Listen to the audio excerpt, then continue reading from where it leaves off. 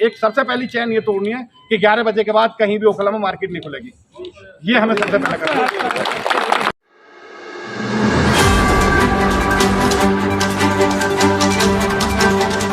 जब से मैंने मार्केट बंद करानी शुरू करी हमने, उन्होंने सलाम भी करना छोड़ दिया। मुझे किसी के सलाम की जरूरत नहीं है, ना मैं किसी के नुकसान का, कोई भी ठेली वाला हो, रेहड़ी वाला हो या चाय वाला हो, हमें किसी को नुकसान पहुंचाना मकसद नहीं है, लेकिन हमें उनसे नुकसान उठाना भी नहीं है। वो अपने 100-200 रुपए के नफे के लिए रात को 2-2 बजे के चाय के होटलों को सजाएंगे तो हम इसे खुलने नहीं देंगे। पहला काम, रात को पूरे ओखला जामिया नगर में 11 बजे तक के बाद मार्केट नहीं खुलेगी। ये काम हम आप लोग नहीं करेंगे। जितने लोग हम जमा हुए हैं, सारे पुलिस स्टेशन, हमें चाहे एसएचओ के पास जाने पड़े, डीसीपी के पास जाना पड़े, सीपी के पास जाना पड़े। दिल्ली एक ऐसी जगह जहां आप सबको एक ही दिन में पकड़ सकते हैं। यूपी में तो बहुत टाइम लगता है, और यहाँ जितने भी ऑफिसर्स हैं वो आपको कभी भी चले जाओ मिलने के लिए, कभी मना नहीं करते। हमारा बहुत वास्ता पड़ता है, कोई मना नहीं करता। और आप जब इस काम के लिए जाएंगे, हम लोग जाते ही नहीं है। पुलिस को हम जब इस्तेमाल करेंगे सही से, जब इस्तेमाल होगी। वो हमें इस्तेमाल कर रही है। हमें ऐसा क्या है, वो बिल्डिंग पे पैसे ले रही है, किसी भी चीज़ पे ले रही है। हम इसको तो मुद्दा बना लेते हैं। हम कितनी बार गए पुलिस से कि हमारे लिए हेल्प करो, नहीं जाते। हम सिर्फ घर में बैठकर यहीं बैठ कर मीटिंग कर ले रहे हैं। और हम सिर्फ सुधरेंगे पुलिस से या कानून के डर से। हम ये चाहें कि हम सुधार देंगे, किसी को नहीं सुधार सकते हम किसी को भी। मैंने एक छोटी सी मिसाल दे दी आपको मार्केट की। मार्केट वाले मेरे कहने से या 25 लोग, हमारी टीम के लोग मेहनत कर रहे हैं, अपील कर रहे हैं, नहीं मान रहे। जिस दिन भी पुलिस वाला नहीं आएगा उसी दिन 12 बजे तक खुलेंगे। तो सबसे पहले जितनी भी, चाहे ओखला हेड हो, चाहे बटला हाउस चौक हो, चाहे शाहीन बाग का 40 फुटा हो, ये जो हब बन गए ना, यहाँ से भी नहीं। एक सबसे पहली चैन ये तोड़नी है कि 11 बजे के बाद कहीं भी ओखला में मार्केट नहीं खुलेगी। ये हमें सबसे पहले करना है। हमारा जितने भी डार्क एरिया है, हम अपनी ज़ात पे कितने खर्च कर रहे हैं।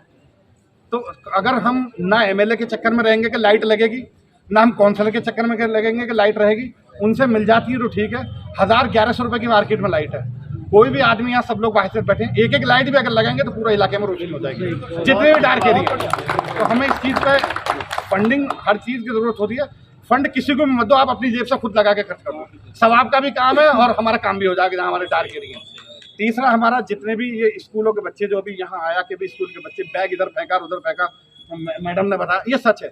एक छोटा सा स्कूल हमारे सामने है, गॉड ग्रेस स्कूल। उसकी जब छुट्टी होती है तो सब 10वीं मतलब 8-8, 10-10 साल के बच्चे, उनकी एक्टिविटी देखो जिस टाइम छुट्टी होती है। उनके माँ बाप लेने ही नहीं आते उन्हें स्कूल पे। अगर हम कम से कम अपने बच्चों को स्कूल छोड़ने जाएं और लेने जाएं तो आधी परेशानी तो वैसे ही खत्म हो जाएंगे। वो बच्चे यहाँ 2 घंटे तक उर्दंग काटते हैं गलियों में, बीड़ी सिगरेट भी, और हर तरीके से, मतलब जो उनसे हो सकता है, उसके बाद अपने घर को लौटते हैं। तो ये बच्चों पे हमें खुद अपनों पर ख्याल रखना कि 11 बजे के बाद बच्चे कहाँ जा रहे हैं, कहाँ आ रहे हैं। यहाँ बहुत से बच्चे बाहर से पढ़ने के लिए आए हुए हैं, वो भी होटलों की नुमाइश बन गई है। उनकी भी बहुत सारी मिसालें, हम पे बात बहुत लंबी हो जाएगी। उन लोगों की भी हम पे ये आता है कि भी ये कम से कम बच्चे अपने घर से आ गए, वो यहीं के होकर रह गए, वो बच्चों को अपने माँ बाप के हाथ में भी नहीं है। तो ये एक पहला पॉइंट हो गया कि 11 बजे के बाद मार्केट बंद होनी चाहिए। दूसरा, जितने भी डार्क एरिया हैं वो हमें करने, उसमें हमें रोशनी खुद करनी है। तीसरा, बच्चों के स्कूल को आने जाने का जो मामला है। चौथा, जितना भी बच्चे लड़खड़ाते हुए घूम रहे दिख रहे हैं, हमें उनसे नफरत नहीं करनी है। उन्हें बच्चों को आइडेंटिफाई करना है कि किसके बच्चे हैं ये, और उनके माँ बाप तक खबर पहुँचानी है। और जैसे गुड़ेबाजी ने बताया कि 5000 रुपये बच्चे लगते हैं, तो अल्हम्दुलिल्लाह हमारे आरडब्ल्यू कम से कम 10 बच्चों का भी खर्चा उठा लेंगे। अगर किसी के बच्चे नहीं, कोई नहीं है इस लायक, जो इस लायक हैं वो अपने बच्चों को सेंटर भेजें, और अगर नहीं है तो इंशाल्लाह हम और भी बहुत, हम तो छोटा सा इसलिए कह रहे हैं कि बहुत ज़्यादा बड़ी बात एकदम नहीं करनी चाहिए। आप 10 बच्चों के कल नाम दे दो हमें, कल उनके हम फीस जमा करा देंगे। तो हमें आइडेंटिफाई बच्चों को करना, किसी से भी, वो मेडिकल स्टोर से भी पता लग जाएगा। जैसे उन्होंने कहा भाई ने कि वो जो दवा बेच रहे हैं किसके बच्चे, बहुत से घर वालों को वाकई पता नहीं कि हमारे बच्चे इस चीज़ का एडिक्शन हो चुके हैं, नशे का। तो ये छोटी मोटी बीमारी नहीं है, और इसमें ना हमें कोई नाम की ज़रूरत है, ना फोटो की ज़रूरत है, ना हमें इसमें नेता बनने की ज़रूरत है। जैसे पहली मीटिंग हुई, आज दूसरी मीटिंग हुई, तीसरी मीटिंग का भी बहुत जल्दी ऐलान करो। और पूरे ओखला में एक लॉन्ग मार्च निकालना पड़ेगा पूरा, जिसमें ओखला के हर लेवल का आदमी, वो चाहे यूथ से लेकर और बुजुर्ग तक, मतलब कम से कम 1000 लोगों की तादाद एक साथ निकलनी चाहिए। माफियाओं से भी नहीं डरना, माफिया के कोई 4 हाथ नहीं है।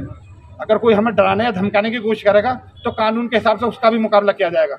और अभी इतने माफिया यहाँ पनपे नहीं है जितना हम सोच रहे हैं। अभी उनकी ताकत बहुत कम है हमसे, तो अगर उनको यहीं कुचल दिया जाएगा तो इंशाल्लाह ये सब बीमारी खत्म हो जाएगी। और हमें अपने इलाके को, जो जामिया की तहजीब है या जो पढ़ा लिखा इलाका हमारे कहा जाता है, उसको बरकरार रखना।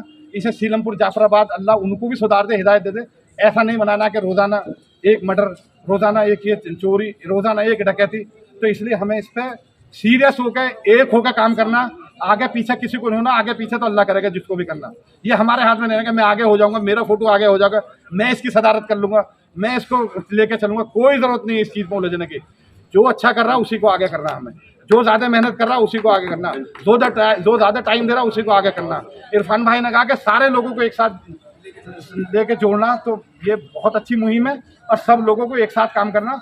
बहुत ज्यादा अभी नहीं फैलाना हमें, 5 पॉइंटों पे भी अगर हम ये काम करेंगे तो इंशाल्लाह ताला इसमें बहुत मदद मिलेगी और ये चैन ब्रेक हो जाएगी। और सबसे ज्यादा काम हमें अपने इलाके की पुलिस से लेना है, हमें कहीं नहीं जाना। अगर हमें किसी पर शक है कि ये नशा बेच रहा तो हमें नहीं जाना, वहाँ पुलिस को भेजना है, पुलिस बंद कराएगी। उसे पुलिस को फॉलो जरूर करना कि इसने ये काम किया, हमारा नहीं किया। आज पुलिस वाला हमसे, बीट वाला हमसे परेशान है कि भाई तुम रोजाना, मतलब हिम्मत नहीं है उसकी कहने की हमसे कहते, लेकिन 11 बजते ही हम मार्केट बंद कराने का। और हम नाम इनसे चाय वालों से या किसी से हम डरते भी नहीं है किसी से। 11 बजे के बाद अगर दुकान खोलेगा तो हम चालान भी कराएंगे। ये इसलिए कह रहा हूँ कि लोग जैसी हलचल बातें लाते हैं कि जी ये क्या नाम चालान करा रहे हैं। चालान क्यों 11 बजे के बाद खोल लो, क्या मकसद है? रात अल्लाह पाक ने आराम के लिए बनाई है, आराम करो या पढ़ाई करो, अपने घर बैठो, चाय पीनी है अपने घर में बैठ के पियो। 8 दिन में ऐसे पागल हो गए लोग यहाँ, ये छोटा सा मोहल्ला, कि 8 दिन में पागल हो गए कि 11 बजे के बाद चाय की दुकान खुलवानी है। तो मैं बहुत सी सारी तजवीज़ आ गई हैं, उन पर सब पे बातें होंगी बैठकर इंशाल्लाह। और हर आदमी का मशवरा माना जाएगा। ये नहीं कि जैसे भाई ने कहा स्कूटर मोटरसाइकिल 12-12 साल के बच्चे चला रहे हैं, चलाने को तो छोड़ो, एक हाथ में मोबाइल है, एक हाथ से चला रहे हैं। मेरा खुद भांजा 2 बार एक्सीडेंट हो चुका, वो हमेशा यही आदत ही है बच्चों की, एक हाथ में मोबाइल और एक हाथ में चला रहे हैं, तो गिरना तो है ही उन्हें। तो ये चीज़ें भी जो कहा उस पर भी गौर करा जाएगा।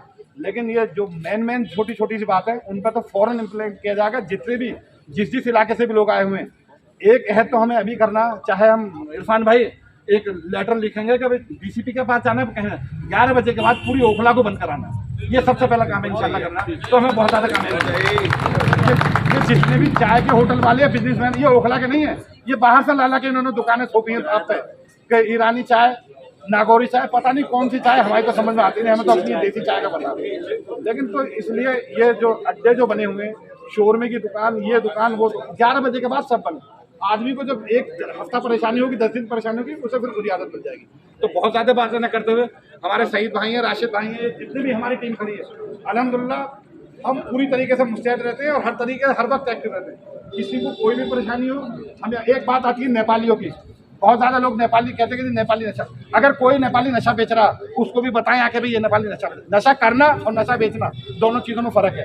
अब ये नेपाली जो गार्ड रखे हैं, हम इतने दिन से यहाँ ये कंस्ट्रक्शन का भी काम कर रहे हैं और रह भी रहे हैं, हमारे पास कोई मुस्लिम चौकीदार नहीं आया कि हमें चौकीदारी दे दो, इसलिए तो आ जाता है मुझे 2000 रुपये दे दो, मेरी लड़की का निकाह खूब हट्टा कट्टा होगा या मेरा इलाज करा दो। नौकरी मांगने के लिए कोई नहीं आया।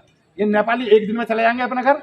अगर ये कोई वाकई नशा बेच रहा तो उसकी जाके हमें बताओ कि भाई आदमी नशा बेच रहा। तो मैं तो अपने इलाके की तो मैं कह रहा हूँ कि अगर कोई बेच रहा तो एक आदमी को पकड़ के दिखाओ कि ये आदमी शराब बेच रहा या ये आदमी नशा बेच रहा।